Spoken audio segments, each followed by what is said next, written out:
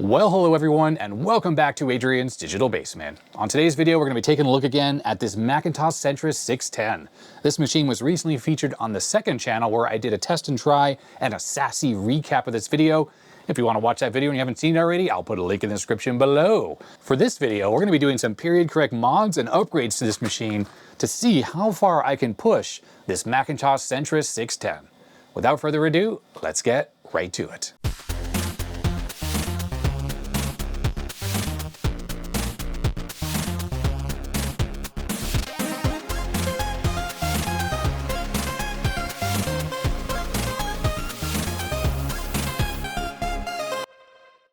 Since recapping this machine in the second channel video, I haven't really done much to it other than service the floppy drive, which is now fully functional. I've spent a little bit of time loading up some of the usual software packages that I use on these 68,000 Macs, and I'm kind of growing fond of this computer. We got After Dark right in there. Yeah, I really like the pizza box shape of this thing, and it's a nice compact package, and it seems to offer pretty decent performance. The main thing that this thing does not have that I wish it did have is a floppy drive connector for external floppy drives, because I use that for testing periodically. But what this machine does have that I really do like is it has a built-in Ethernet jack. And from my reading, the Centris 610, which is what this computer is, doesn't always have this jack. It usually is not populated. You're probably wondering what exactly is this jack here, because it doesn't look like a normal RJ45. Well, what it is a micro or mini AUI jack. I'm not sure the exact term for this. Before the world had standardized on the standard RJ45 Ethernet connector you're likely familiar with now, there were a plethora of different physical transport layers that were possible with Ethernet, and to facilitate interoperability on your computer with all those various physical layers, it was very typical for your computer to have a 15-pin AUI jack on it that allowed you to plug in a transceiver, like this one right here, that would allow you to convert the 15-pin jack to your physical transport of choice. And in the case of this transceiver here, it's the usual RJ45 that we're used to today. Well, I guess Apple decided when they were starting to add Ethernet to their machines that they wanted to include an AUI jack. Clearly that wouldn't be a good choice because the Apple video display connector happened to be the exact same connector. So what Apple did is they went with this micro AUI jack, which from my understanding has the same exact signaling inside, it just has a much smaller connector. So it could fit more easily on the back of a small computer like this, and also not be confused with the video connector, which is over there. Well, I've been lucky over the years to accumulate a couple of the required transceiver units, and here's one that has the micro AUI jack, the Asante FriendlyNet. And this offers the ubiquitous RJ45 here at 10 megabits half duplex. So combining this transceiver module plugged into the back of the computer and System 7 with Mac TCP, it allows this machine to actually get on the internet at a blazing fast 10 megabits per second. The reason why I started talking about Ethernet right off the bat on this video is because the main thing I want to do here is I want to overclock this computer. But from my understanding, doing that can have negative effects and actually break the Ethernet. So we're going to need to address that issue while we try to overclock this computer. So let's get this thing taken apart and put on the bench, and let's start the upgrades. Alrighty, so here's the Centris 610 opened up on the bench, exactly how it was in the second channel video. I'm going to break this upgrade video into different sections. So if you're here for a specific type of upgrade to this machine, then check the time links in the description, and that'll allow you to just jump right to that section so you don't have to kind of watch stuff that you're not interested in. So the first thing I want to focus on is a RAM upgrade. This computer currently has 32 plus, I think 4 megs of onboard memory on here, so 36 megabytes. These should be normal 72-pin SIM memory modules. So I went into my stash and I found these EDO 32 megabyte modules. So with 2 of these in here, we should end up with 68 megs of RAM, which is a nice little upgrade. Probably unnecessary for these 68,000 base Macs, but that kind of upgrade is still nice. Now there are 2 types of memory that you find in these 72-pin modules. You have both FPM or fast page and then EDO or extended data out. There are some systems that have 72-pin memory modules like this, but only work with FPM or the older style of memory, and the Amiga 4000 is one such machine. There are also some 46 machines out there that do not work with EDO memory and only work with fast page. So it's quite possible that if I put these things in this machine, it may not work or it may be unstable. So we're just going to have to try and see what happens. So it looks like I have 2 matching crucial memory modules here, so let's stick with these. Now I have to thank Apple for using metal clips on the memory modules here, so we don't have any issues there with those breaking. And I think we're ready for power up. Let's hit the power button. So we got a chime. That isn't necessarily a good sign. It may still not be working because the onboard memory might just take precedent. It might just ignore the memory that are in these slots entirely. Now, typically this black screen here means that it's doing a RAM test before it actually initializes the screen. So maybe that's a good sign that it's taking longer here.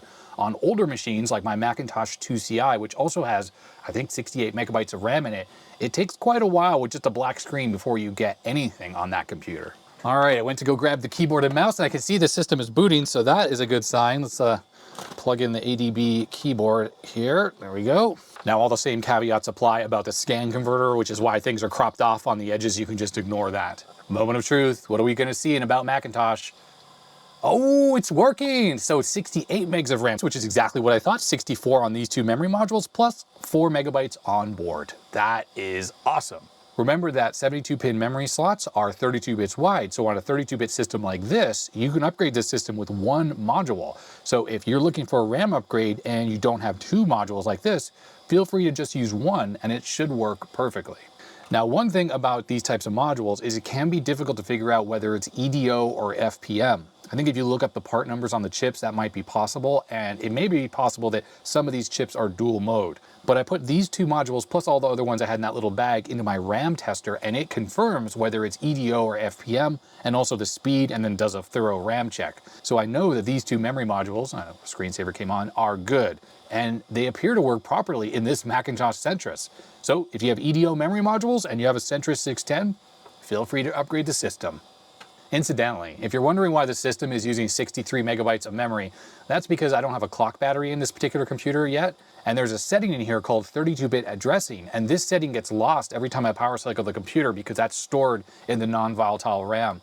When this setting is set to off, the computer is running in 24-bit addressing mode, which is the original addressing mode of the very first Macintosh based on the 68000. That is a maximum address space of just 16 megabytes. And the way the 24-bit memory map works on the Macintosh only allows for 8 megabytes of RAM. So if you have this set to off, you're never going to get more than 8 megs of usable RAM because the rest of the space is reserved for ROMs and other I/O functions of the motherboard. So if I set this to on, reboot the computer, then the machine will have all of the memory available. There are some versions of the Macintosh, like the Macintosh SE30, if I recall, that has ROMs that are not 32-bit clean, meaning the original ROMs on that motherboard are not designed or they don't work properly with 32-bit mode. So there are software patches that you can put in your system folder that will patch the ROM when you boot the system and then enable the 32-bit mode. There are a few other systems like that as well, the Macintosh 2CX and maybe the original Mac 2 and Mac 2X and things like that. But I think with the Macintosh 2CI, that was the first machine that came out that had the clean ROMs, the ones that were compatible with 32-bit mode. And obviously this particular machine, because it's even newer than the Mac 2CI by I think 3 or 4 years, it can natively support the 32-bit memory mode, which incidentally I think on the 68000 line of computers can support up to 4 gigabytes of memory, very similar to the 386. And you can see here total memory doesn't change, but the system software is only using 2.3 megabytes now, giving us free memory of a flashing 67 megabytes or so. And I'm obviously rounding this in a bad way, but you know, you get what I'm saying. Okay, so the next thing I want to look at is the video RAM upgrade. So if we go to monitors, so currently if we go to options here, we can see that this machine supports multiple resolutions. We're currently in the lowest resolution. It supports those 640 by 480. And the amount of video memory on the motherboard only allows us to have 8-bit color or 256 colors in this resolution. Now, if we bump up to the next one, 800 by 600, let's hope the scan converter has no trouble with it. Okay, let's just ignore the weird formatting issue. We're still able to get 256 colors, so that's nice. And if we bump up to the 1024 by 768, and you can see now that we are limited to only 16 colors, so that's 4-bit color mode. Now this is all going to be a limitation of the video memory. So let's take a look at these video RAM modules and figure out which ones of these are going to work in the system. All right, so right off the bat, I can notice here that there are 4 video RAM chips on the motherboard right now. That implies that this thing is going to require 2 modules at once. I know there were some older Macintoshes that only have 2 chips on the motherboard and have an expansion slot, and it's only 1 expansion slot.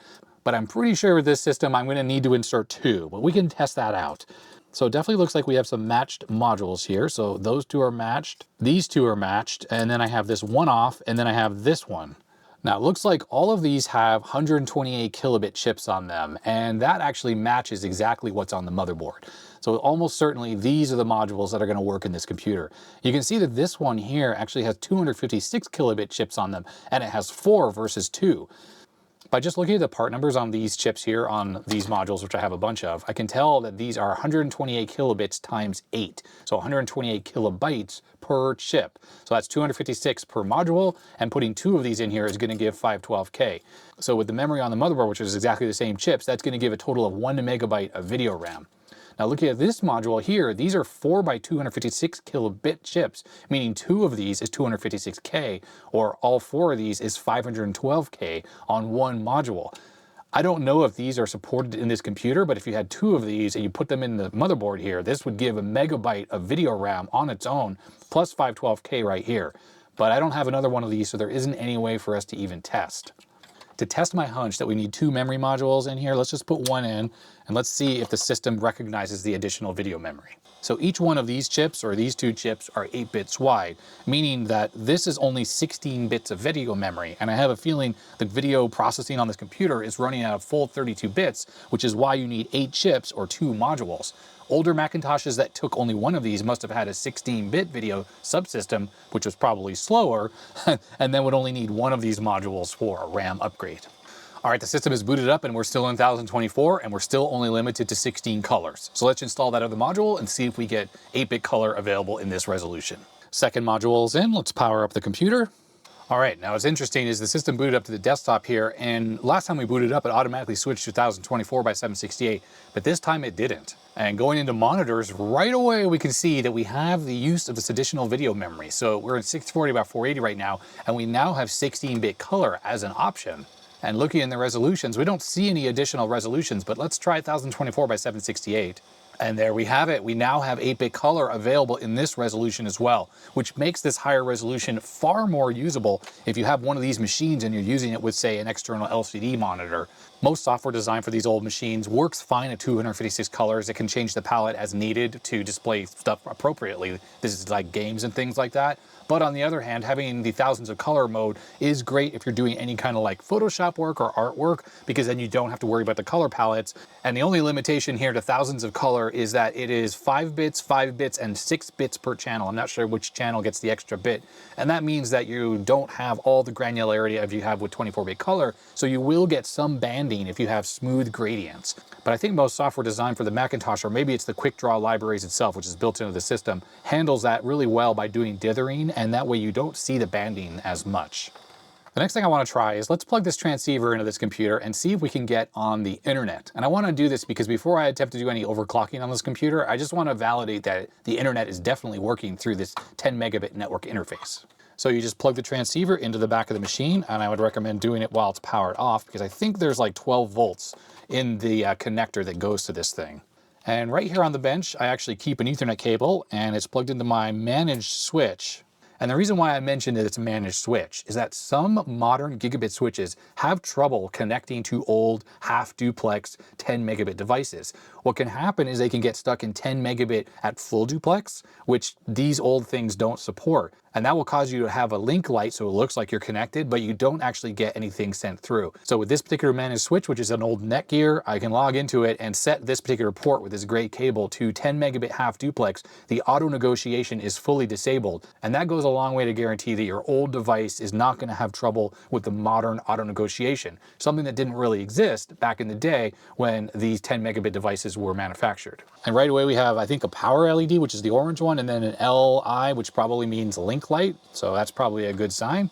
I have the computer in 32-bit mode because Netscape Navigator, which we're about to run, requires more memory than would be available if it was in 24-bit addressing. If we look in the control panel, there's a MAC TCP, at least on this particular system, and it's set to Ethernet, and it's already set to my IP address. And when you go under more, then you can set up your gateway and your DNS server. So let's run Netscape Navigator, which I've copied over from my zip disk here, which I was using on my, I think, Color Classic 2, which also has an Ethernet adapter in it that works. And I always get this Java error because I don't have Java installed on this machine, and I've turned it off in the Netscape settings, and it still always gives this error at boot. So there you have it, the old Netscape Navigator. Who remembers this?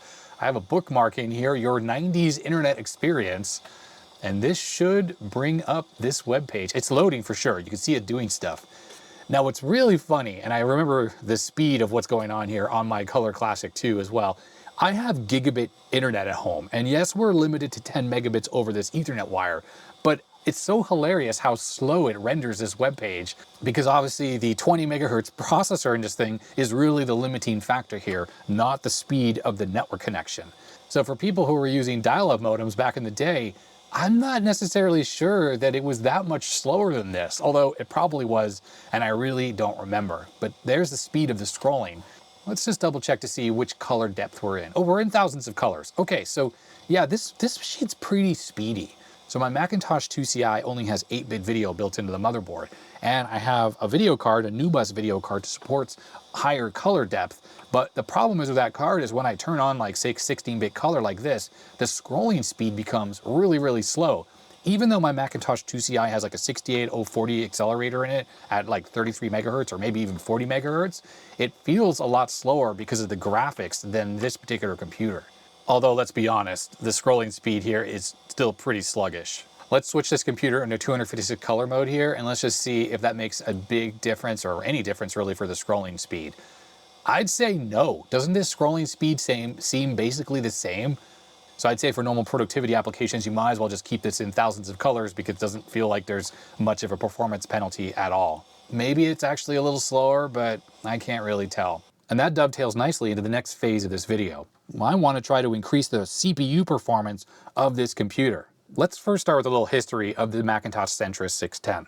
So according to the Apple History website, this machine was released in February 1993 and was discontinued soon after that in only October. This computer sported, as I mentioned, a 20 megahertz 68 LC040. Now, there was a little confusion on my part with what the LC meant in the recapping video for this machine.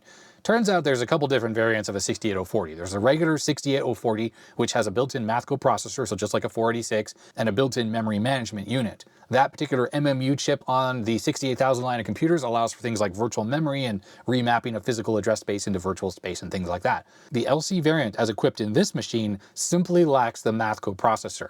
There's an EC variant, which is an even cheaper version of it, that lacks not only the math coprocessor, but also the memory management unit. I can only imagine that Motorola made these various versions of the chips just to allow the 6840 to get a little bit better penetration into, say, embedded market and other types of systems where they didn't need the memory management unit or the floating point unit. They just needed the raw computational power of the 6840, which was a nice improvement over the 68030, the previous top of the line, because of included cache memory inside the die. The article here states that this is FPU upgradable by just simply replacing the processor with a full version. And that is a pretty typical upgrade with any machine that's stuck on an LC or EC variant if it doesn't have a soldered chip. This system, unlike a lot of Apple's cheaper offerings, is a full 32-bit wide, which gives it a nice performance boost over a machine like a Color Classic or an LC. Those original machines, while they were running 32-bit processors, only had a 16-bit data bus, which severely hampered the performance on them. The little blurb at the end here mentions that this was the first Mac to sport a 68040 processor,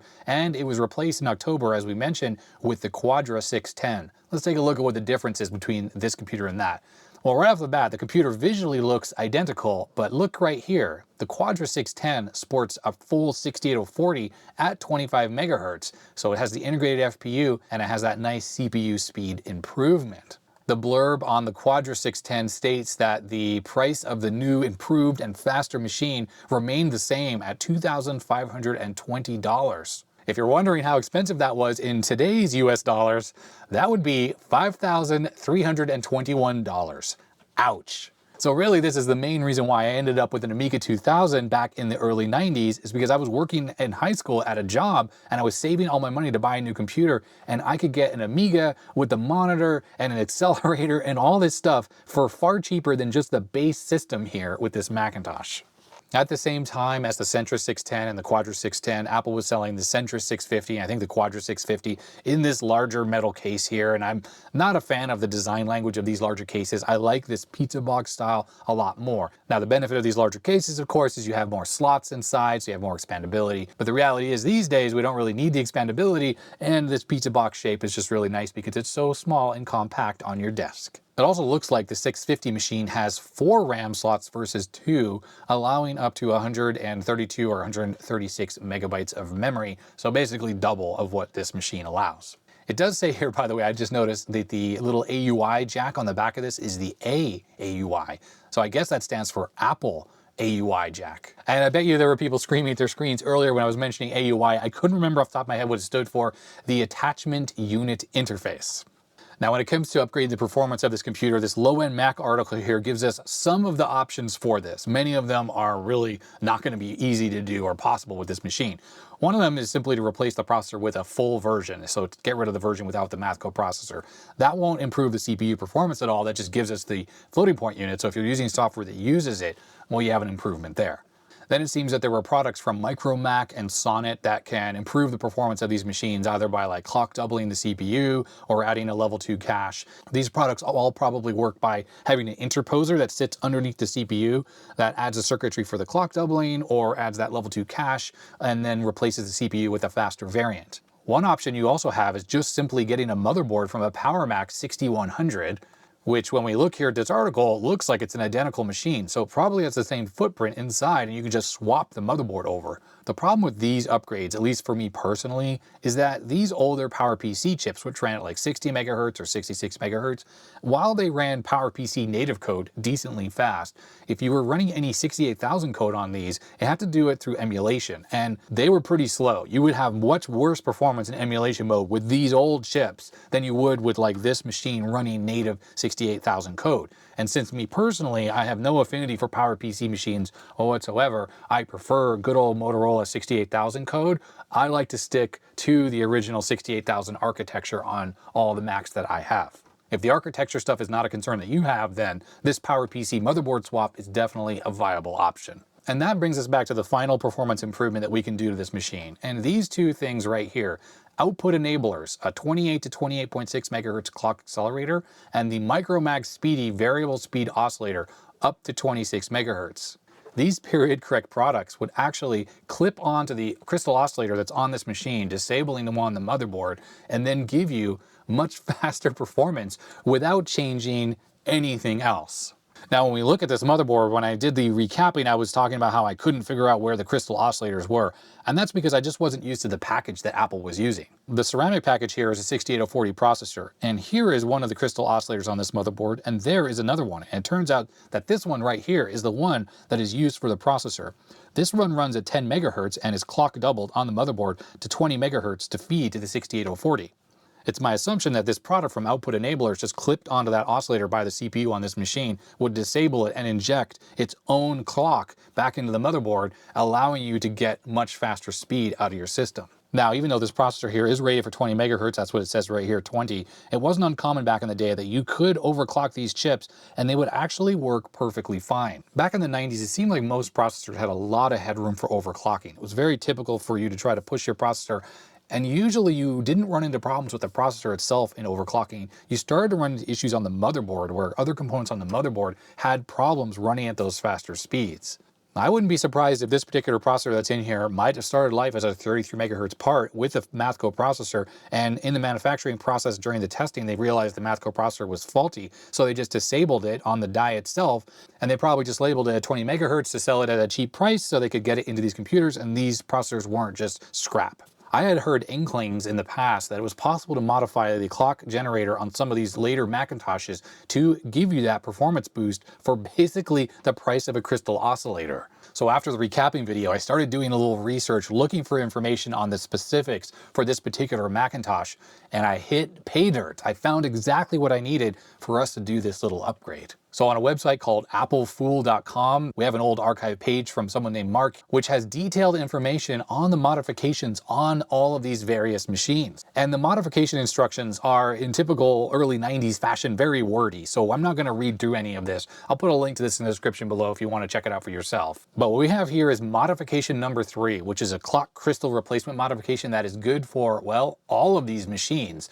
Seems to include a bunch of 68,000 machines and even some of these early PowerPC machines, which must have used a very similar clock circuit. Well, what's really cool about what happened with the Centris 610, so it started with this machine, is Apple started using surface mount crystal oscillators that gave you easy access to the chip without having to try and desolder it from the board, which without a hot air rework station and tools can be difficult and damaging to your motherboard. So it was as early as June 1993, mere months after the release of this computer, that someone reported the first crystal swap on the 610. And what's freaking awesome is that original posting with the overclock information for this machine has been preserved, and I can still follow this today to do the same mod that was done back then. So what I'm about to do is not modern, but it's completely period correct for the Centris 610.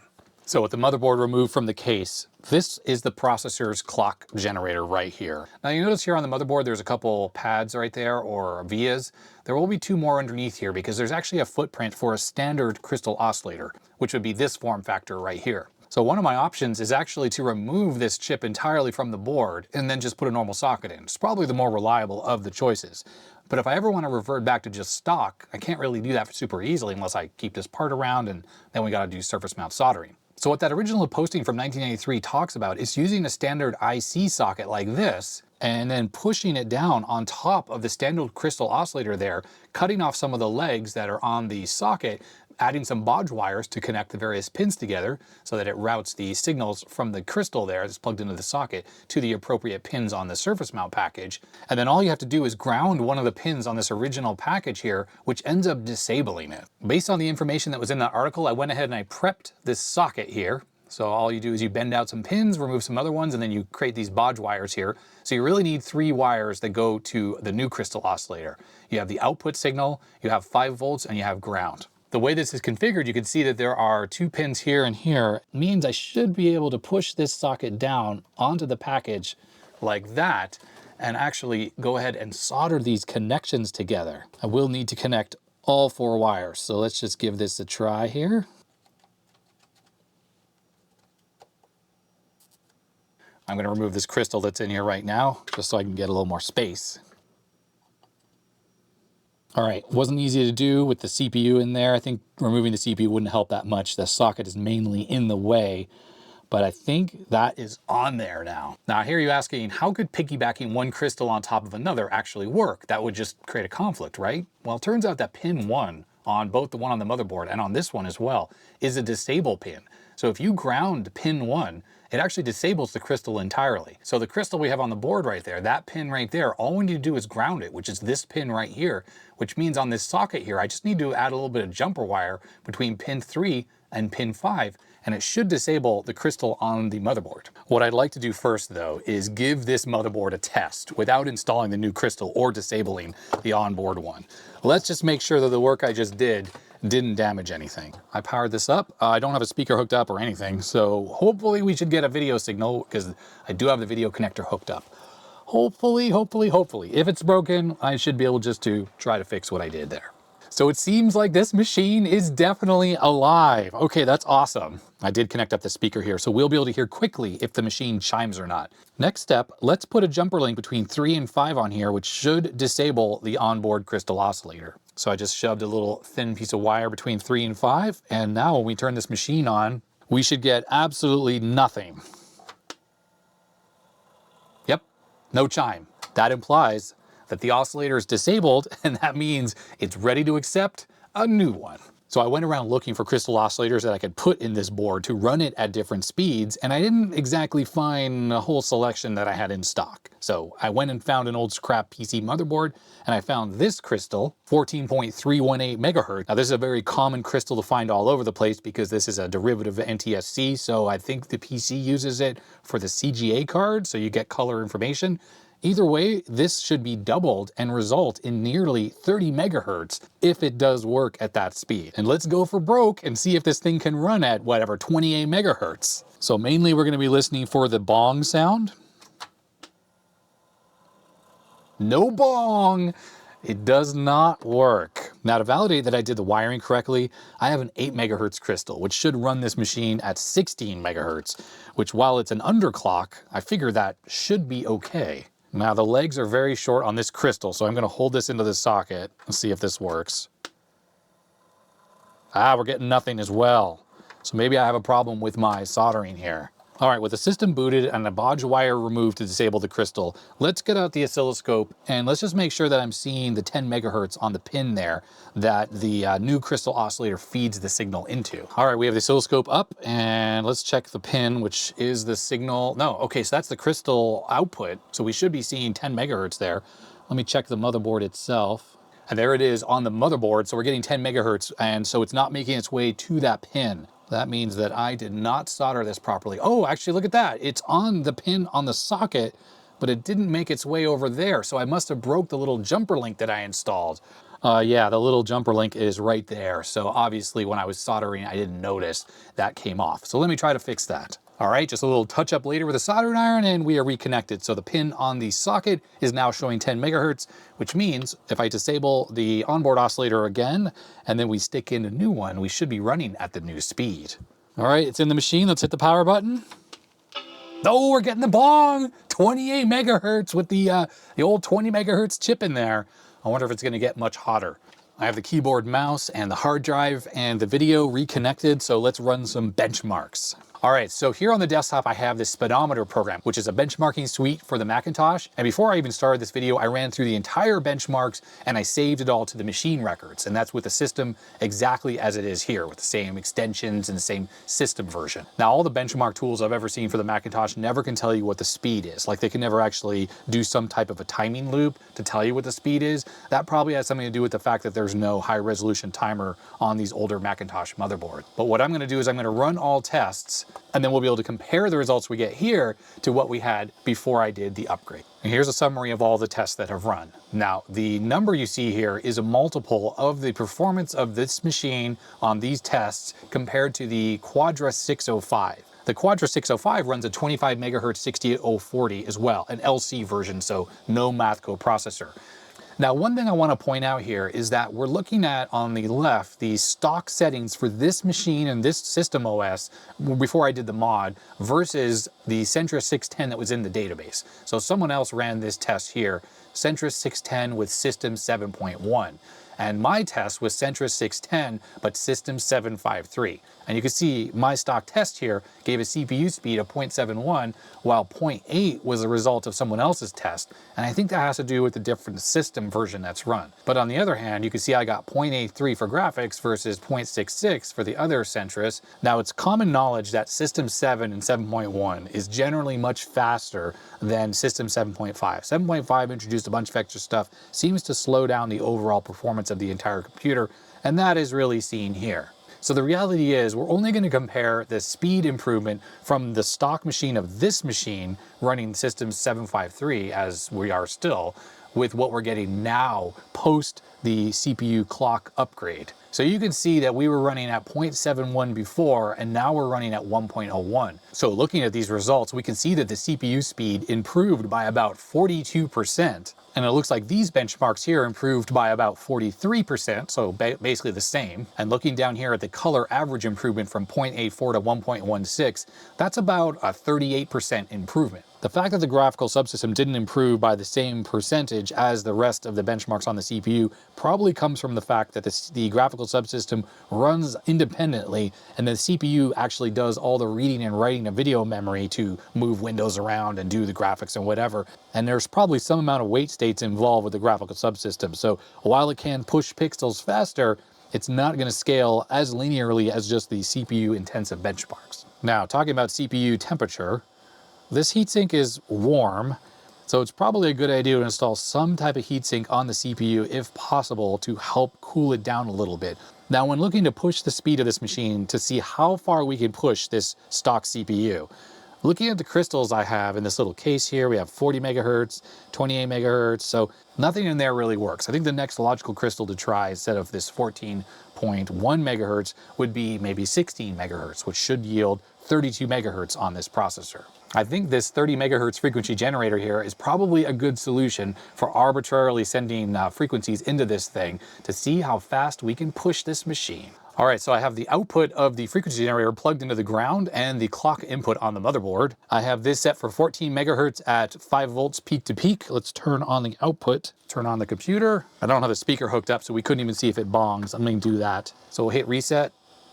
Okay, it's working here at 14 megahertz, which we knew because now we're running at 28, slightly slower than we were before. I'm gonna hold down reset and I'm gonna change this to 15 megahertz. Okay, so the system is still running. Let's keep ramping it up. So now we're at 16 megahertz, let go reset. System is running. Let's keep going. 17. So we're running what? Whoa, that crashed. Okay, so did you hear that? So let's put it back down to 16 and let's reset this. Seems to be running at the moment. So the frequency generator here is pretty helpful because if this thing is running okay, if we actually get a working system, no, it crashed.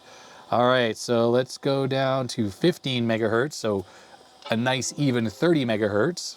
Now the question is, if this thing works here at 30 megahertz, which it seems to be booting up okay, is it even worth me going and spending money on a 15 megahertz crystal that gives me this slight bump over the crystal we were running before? We're just going to run all the tests again here just to kind of see what we're getting at this 30 megahertz versus the 28.5.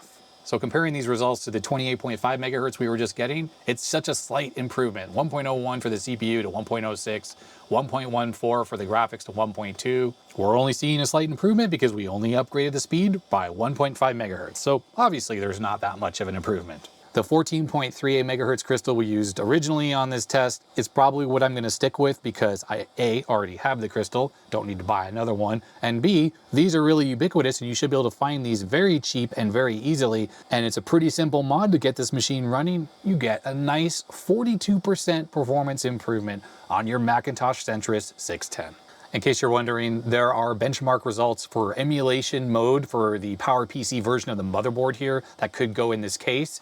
And take a look at it here. So here's the 60 megahertz motherboard in emulation mode. And you can see that the CPU speed is substantially slower on that than it is on the native 68040 here. The graphics speed is improved, as is the math speed. Although, look at these benchmarks. Most of them, except for this top one, are also much slower.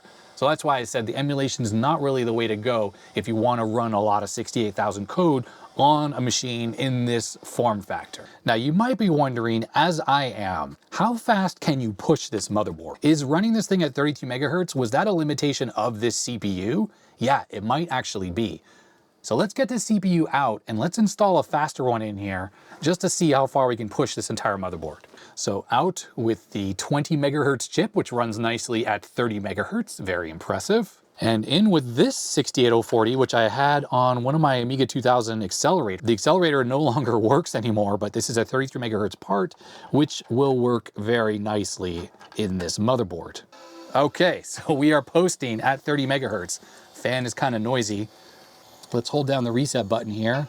And let's just see how fast we can push this thing. So I'm going to do 16 megahertz. See if this works now. Remember before, this was crashing before, and we didn't know if it was the CPU or some other component on the motherboard. So let's double the speed to 33 megahertz. Ah, it crashed. All right, so that means that probably there's a problem with the speed on some other component on the motherboard, and it's not the CPU, because this CPU is 33 megahertz, probably can run at 40 megahertz without any issue. But I'm sure if I ramp this up to 40 megahertz, so we're at 20 megahertz here, it doesn't even bong at all. Nothing. We got nothing. So let's see where we can start to post. So we're at 19 megahertz here, so 38 megahertz on the motherboard. Nothing. So 18 megahertz or 36 megahertz. Okay, we're getting at least the bong. It's probably just going to crash though. Now what the system is doing right here, I know you can't see anything, it's just doing a RAM check. And if it starts to give us that unhappy chime, it means there is some fault here in the RAM subsystem. It's booting. All right, well, it started to boot and then it crashed. That is awesome. I mean, we almost had 38 megahertz out of this old system. Let's lower the clock speed down one more to 34 megahertz. Let's see what happens. Weird how that crashes with the unhappy chime, but we're actually working okay at 36. So we're at 16 megahertz, and which is 32 on the system. Let's see if we can get a working system and we can try running some benchmarks to see how fast 32 megahertz is. Now, unfortunately, this is the only 68,000 I have that has the math coprocessor in it. And the problem is with the fan, which is glued onto it or proxied on, there's not going to be space for the card that I want to install in this system. Otherwise, I would like to upgrade this to a full floating point system. But let's be honest, the games and the programs I'm going to run on this thing don't use the floating point, so it's really unnecessary. We're currently booted at 32 megahertz though, and that's a decent performance improvement from the 28. So you can see here we do have an internal FPU now because this is the full version of the 68040. And let's run all the tests to compare the performance at 32 megahertz versus 28.5. All right, so comparing to stock, we're gonna have some substantial increases in the math performance because we have a floating point unit now. So stock one was 3.76 and now we're getting 19.2. And kilowatt stones obviously uses the floating point because we were stock 0.81, now we're 6.68. But the rest of these tests that don't use the math coprocessor, the improvement we're getting at 32 megahertz is exactly what we'd expect. It's just a linear increase. And comparing it to the 28.5 megahertz, we were getting 1.01 on the CPU and we're getting 1.14 now. So it's not an insubstantial improvement like 1.13 to 1.26. From 28.5 to 32 megahertz is only like a 12.5% increase, and that's obviously what we're seeing on most of these benchmarks here. So I think for now, what I'm gonna do is, we'll just pull that out. I think I'm gonna go back to the original LC processor that was in this thing, and I'm going to, oh, and thank you, by the way, for the viewer who told me when you use this Intel tool, you push towards the CPU to get it out. I was always using it the incorrect way. Anyways, I think I'm going to go back to the original LC processor instead of using this one with the big fan in here. If I had a regular 68040 with a math coprocessor that was not in use in another machine, I would obviously install that into this machine. But for now, I think since this original 20 megahertz one works as well as it does, this is the one we're going to stick with. And along with the 14.38 megahertz crystal that I originally tested with, I think this is a really nice performance bump from stock. What I am going to do is install this low profile heatsink I found in my parts bin. This is perfect. I'll just use some of this thermal tape here to hold this on, and it's good because it's so low profile it shouldn't interfere with anything I plug into this card in the future. All right, I'm back from taking a break, and I've left this computer running this Prince of Persia 2 demo for a few hours now, and the computer is rock solid. So we reached a really good state with this system. It's running at a whopping 28.5 megahertz, which of course it seems very slow compared to modern chips, but we're talking a 42% speed increase compared to the stock speed on this machine. It now has 64 megabytes of RAM plus the 4 megs that are built in and an entire megabyte of video RAM. The Ethernet subsystem on this board requires a 20 megahertz clock signal. And what happens on this 20 megahertz version of the board is the 10 megahertz crystal gets doubled by, I think, this IC, and then it feeds the Ethernet circuitry. Well, the problem is now, of course, is the clock chip is now outputting 28.5 megahertz to the CPU and the Ethernet circuitry. So the Ethernet circuitry can't work. But we know there were two versions of this motherboard, one that was running the CPU at 25 megahertz, and yet it still had working Ethernet. How was that possible? Well, right here we have a footprint that's not populated, and this, it turns out, is a crystal oscillator or location for a crystal oscillator for the Ethernet. I found some instructions on modifying this board to convert it to the same configuration as what's on the 25 megahertz version of this motherboard, where we have a 20 megahertz crystal right here, we have an inductor there, I think a couple little changes on the bottom, and then that will route this clock signal to the Ethernet circuitry to restore that functionality. So I went into my stash of old parts and I found a couple 20 megahertz oscillators, which incidentally came off old dead Ethernet cards. Now, one of the problems is that these oscillators are of the smaller footprint, and taking a look at this footprint, these four pads, the smaller inner ones, are for a surface mount oscillator, but these larger ones here are through hole, and they are designed for the larger footprint. So I modified this dip IC by pulling out the pins and bodging these little pins together there so that this will fit in that footprint there and allow me to use this smaller 20 megahertz oscillator in the larger footprint. And here's the post I found from 1994, so we're talking about another period correct mod to upgrade this motherboard to allow the Ethernet to work again, which Apple obviously had provisions for on the motherboard when they converted the Centris 610 to the Quadra 610. Remember, they gave it that 5 megahertz bump. They must have actually started installing this 20 megahertz crystal oscillator in that position so that the Ethernet would work. And we have some ASCII art in this post here telling you exactly where to install this oscillator. So I'm just going to stick that on the board right now along with the inductor. So the socket for the crystal oscillator is installed in the board along with that inductor. Now on the back side of the board, we have to make some changes so it actually uses this oscillator. So it says that we'll find a 0 ohm resistor which serves as a jumper, R144. Next to it are two empty soldering spots, R145 and 146. 145 is the location of the jumper for the Quadra 610. This jumper selects which oscillator clocks the Ethernet hardware. R146 tapes a 50 ohm resistor and provides some buffering for the output of the oscillator. So what we need to do on the back side is relocate the jumper from 144 to 145, and then we need to add a 50 ohm resistor to R146. So right here are the jumpers in question, 146, 145, and 144. So I'm just going to add a little dot of flux. Okay, that's more than a dot. And I went and grabbed a 100 ohm resistor off a donor board. It was the only one I could easily find. So we're just going to put that into place over 146 here. Now I'm just going to try to remove this 144 here. Usually it's pretty easy. You just sort of heat up both sides. And it should come off. There it is. And we're going to move that over to the 145 position. Whoops. And there we go. Let me just try to clean this up a little bit. It's quite messy here with the flux. All right, there we go. So that's the crystal that is installed, and there are the resistors. So I think we should be working with the Ethernet again. And the last mod to do to this thing is remove the stock battery holder, because I never use these types of batteries anymore. And I'm going to use a CR2032 holder right here. And we have quite a large footprint on this board, plenty of space for the holder to go right on there. And the way I'm going to do it on this board is we'll just add a little piece of wire offcut into the positive hole there and run that to the positive lead on the battery holder. And there we have it. Battery holders installed. We just pop the battery in and we're good to go. On these Macintoshes, the original battery was a lithium battery. It was not a rechargeable battery, so you don't have to worry about a diode or anything like that. All right, I have the Ethernet, the video, the keyboard, I have the power connected, we have the hard drive connected as well. I just have it sitting up there. For now, we're ready for testing. So while the system is booting up, I'm just looking and I do have a link light on there. To be honest, I didn't even test to see if that was the case when we did the clock modification on the CPU without doing the 20 megahertz crystal here for the Ethernet. Now that we have a battery in here though, I can go adjust a few of the settings like disk cache and 32-bit addressing. I've rebooted the computer. Here's the moment of truth. Let's open Netscape Navigator. Let's hope we have working Ethernet. Please, please, please. Oh, Java error, please. All right, bookmark, here it is. Uh-oh. Oh no, I'm not sure this is actually working. So I have a link light, but the computer just froze entirely. All right, so we have the oscilloscope up. Let's take a look at the output. Yep, 20 megahertz. That looks perfect. So my only thought is that the 100 ohm resistor that I installed is too high for the output of the oscillator that goes into the Ethernet circuitry. That's got to be what's happening. And that's the resistor I installed. That is the output of the crystal. And I have the multimeter here. I just want to see if I am getting indeed 100 ohms to there. No, I am not. 31 mega ohms. So across the resistor itself, 10 ohm. Oh, 10 ohms.